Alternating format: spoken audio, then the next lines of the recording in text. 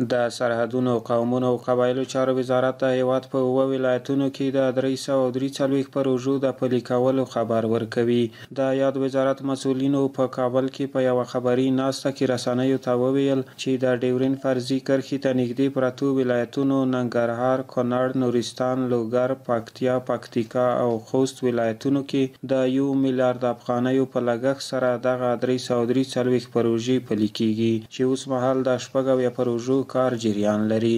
د امیر حفظه الله تعالی د ځانګړي شفقت په اساس باندې د سرحدونو قومونو قبایل چارو وزارت او دوی سرچینور کوم همکار وزارتونو ادارې دي دوی ته دنده سپارل شوې وه چې په ډیورین فرضي کرښه باندې دا کوم ولایتونه دي کونړ، نورستان او ننګرهار، پکتیا، پکتیکا، خوست او لوګر دا خلکو ته په دغه فرضي کرښه باندې کوم ولسونه پراته دي د خدمتونو نه بې برخې دي، صحت برخه کې، تعلیم برخه کې، مدرسه، مسجد، مخابراتي شبکه، دا کوم اولي خدمتونه چې د ولسونو لګیږي د دې الحمدلله سرویانې وشولې او عملا موږ دوی دپاره پروژې هم افتتاح کړي. د امیر حفظه الله تعالی له طرف نه دوی دپاره 1 میلیارډ روپۍ ځانګړي شوي دي او په دې ولایتونو کې فرضي کرښه باندې چې کوم پراته دي عملا موږ الحمدلله کار شروع کړی دی. ټال موږ سره تقریبا 343 پروژې دا موږ منظوري کړي دي او په 6 باندې عملا الحمدلله اوس کار شروع شو. د اختر نه مخکې موږ نورستان ولایت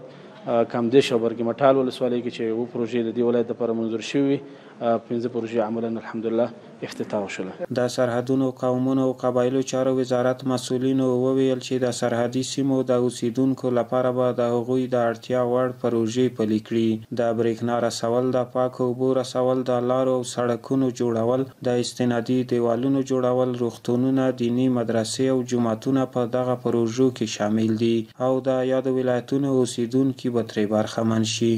هغوی خلکو ته به د پاکو اوبو سهولتونه چې چاته نسته، هغسې له اوبو لرې دي هغوی ته اوبه رانږدې کړه او پروژه ورته جوړه کړه. هغسې له برقه او له برېښنا بې برخې دي د هغوی دپاره په ډېره اساني چې ډېر لګښت نه پرې راځي، یعنې نظام و اسلامي امارت ته هغه لګښت ډېر کم د نسبت پایدې ته چې هغوی خلکو ته برق ورسوي، د برېښنا په برخه کې هغوی ته سهولتونه راوړي. د مواصلاتي سرکونو تاسې باور وکړئ، تاسې هم تللي یاست، ټول هیوادوال خبر دي چې په دغو ولایاتو کې په بعضو کې دومره صعب المرور لارې دي چې سړی یو سفر پې وکړي نو 1 هفته یې خستګي نه ختمېږي. دغه لارې چې هوارې شي، دا لارې چې جوړې شي، دا سرکونه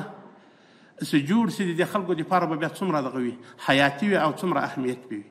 لله الحمد اسلامي امارت په دغو برخو کې یعنې زه په خپل احساس د یو مسلمان او د یو هیوادوال په حیث د اعلی قدر امیر المؤمنین صاحب د دغه شفقت ډیر شکرګزار یم. مدرسه بګې شته، مسجد بګې شته، صحت برخه کې، تعلیم برخه کې، مخابراتي شبکه وي، د پاکو اوبو ضرورتونه، استنادي دیوالونه وي،